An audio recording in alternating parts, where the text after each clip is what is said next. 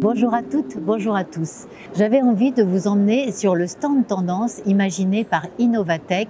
Vous allez voir un stand extrêmement riche en matériaux sensibles, en matériaux recyclés. Enfin, nous allons laisser la parole à Léa Colette-Germier qui a conçu l'exposition et qui va nous détailler les différentes thématiques qu'elle a mis en place. Bonne visite. Innovatech est un incubateur d'innovation. Nous faisons partie du FCBA, donc l'Institut technologique FCBA, qui signifie Forêt, Cellulose, Bois, Ameublement.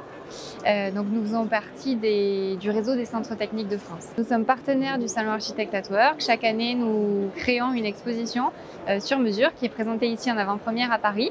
Cette année, nous présentons l'exposition Matérium, des matières à vivre, une exposition qui présente 38 innovations, matériaux, procédés, systèmes à destination de l'aménagement intérieur.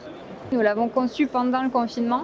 Enfin, nous avons débuté pendant le confinement, donc nous avons tenu compte des nouveaux usages qui apparaissent, notamment le développement du télétravail de plus en plus, et puis également les contraintes sanitaires qui s'imposent. Donc nous avons référencé notamment dans cette exposition 3 matières qui sont biocides, antibactériennes, qui permettent de lutter contre la propagation notamment du Covid-19. Cette exposition présente une multitude d'innovations qui sont organisées en 5 grandes thématiques.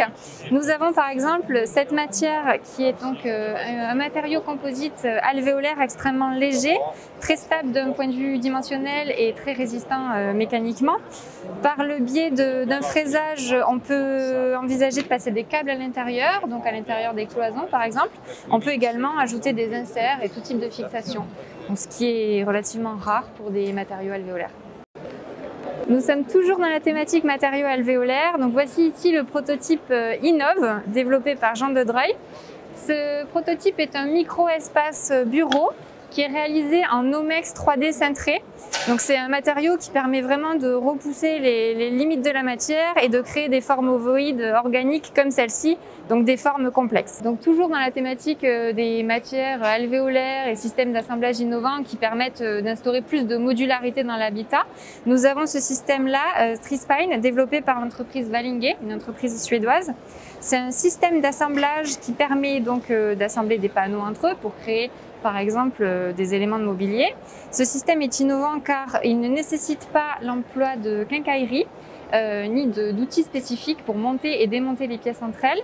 C'est un système qui permet donc de les monter et démonter à l'infini sans que de jeu se crée entre les pièces. C'est un système qui permet également d'associer des matériaux différents entre eux, type un panneau de médium avec un panneau de plexi, et qui permet aussi d'assembler des très fines épaisseurs entre elles. Voilà. Le tout en garantissant un éclairage parfait. Dans cette exposition, nous avons également des matières tactiles et connectées qui ouvrent du coup la voie à de nouveaux usages dans l'application intérieure. Nous avons par exemple donc cette matière développée par Marianka, qui est une matière capacitive qui capte la présence du corps humain afin de transformer toute surface en un interrupteur.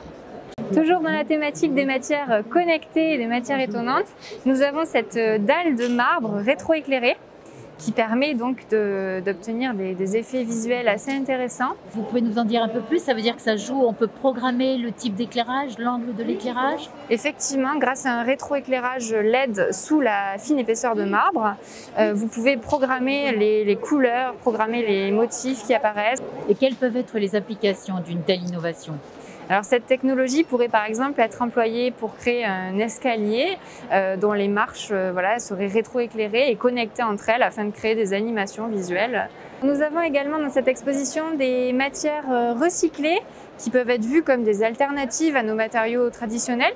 Nous avons par exemple donc ce tabouret réalisé, la partie supérieure est réalisée en un matériau nommé le pavé, développé par SAS Minimum.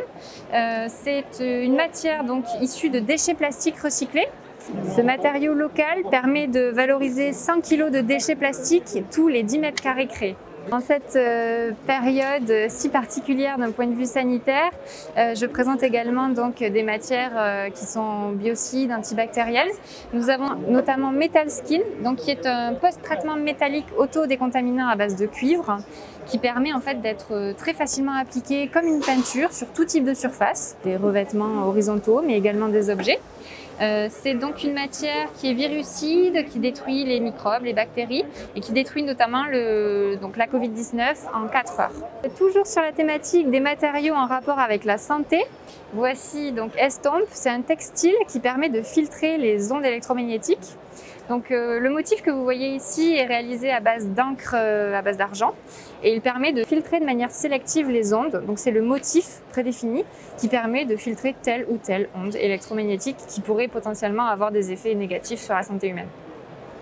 Dans la thématique des matières sensorielles et décoratives, nous avons par exemple ce textile de béton développé par François-Charles Genolini qui arrive à transformer le béton, matière minérale rigide et froide, en un matériau souple et étonnant.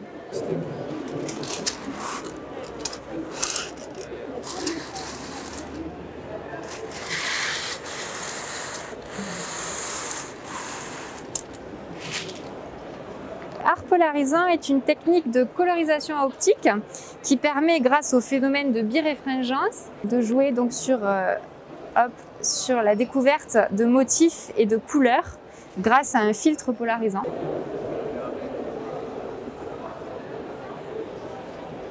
La technologie de diffusion du son Neowee, que vous voyez ici, est une technologie qui permet de diffuser donc une ambiance sonore en mettant en vibration la matière. Donc contrairement aux enceintes traditionnelles qui émettent un son en faisant vibrer un matériau textile, c'est ici le matériau bois en lui-même qui vibre pour diffuser le son. Ça permet donc de créer des environnements sonores immersifs.